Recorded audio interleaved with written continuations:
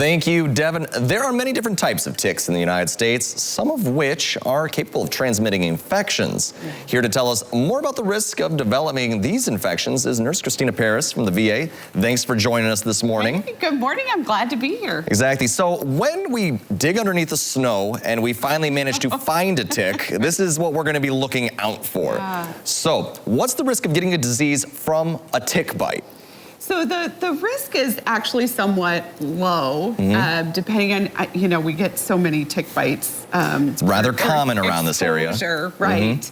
But there are actually over 850 types of ticks worldwide. Good news is only 90 of those are found in the U.S. That's something. And of those types of ticks, 3 are really common to us up here in the Northwoods. We hear about the deer ticks, otherwise known as the black-legged ticks. There's Lone Star ticks and wood ticks.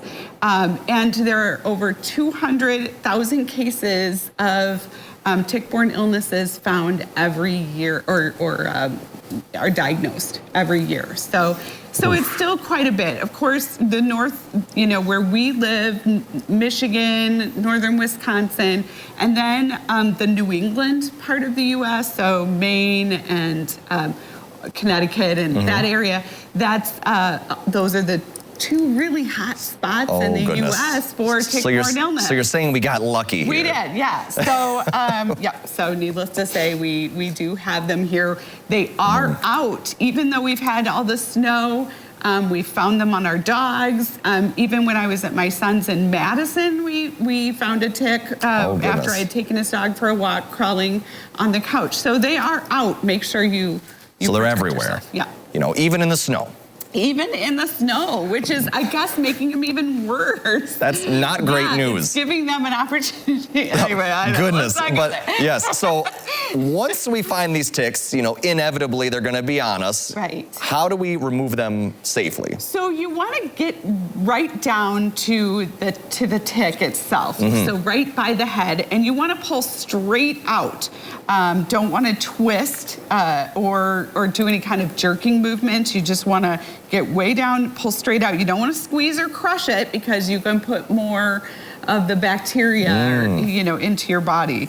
And then after you remove the tick, make sure you're washing your hands really good with soap and water, and make sure that all the parts of the tick are out. If you have any questions, you certainly can go in to see your provider.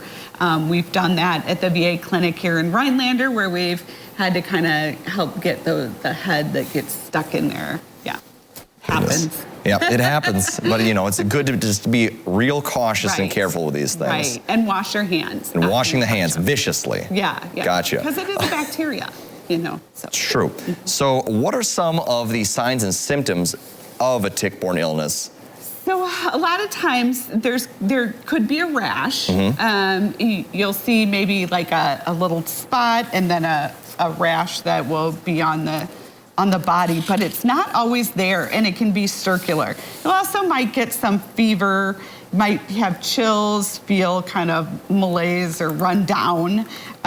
You might have a fever, muscle aches. That's what myalgia is, just feeling achy all over, swollen joints. But, so my husband got Lyme disease last year, and he did not remember seeing a tick. He did not have any kind of rash, any kind of bullseye type of thing, but he just felt like he had the flu. Did the COVID test, did the flu test, they were negative, did the Lyme's, and it was positive. So you just don't know. I mean, you may, they can get under the nape of your neck and in the armpits and places where we can't always see. They don't always produce the rash. So if you're ever just feeling really run down, flu-ish, of course, go in and get those tests, especially this time of year. Get your COVID, your flu test, rule those out, and then talk to your provider about maybe getting a tick-borne illness test. And they can do a simple blood test, give you doxycycline. It is a bacteria, so there is an antibiotic for it, which is good.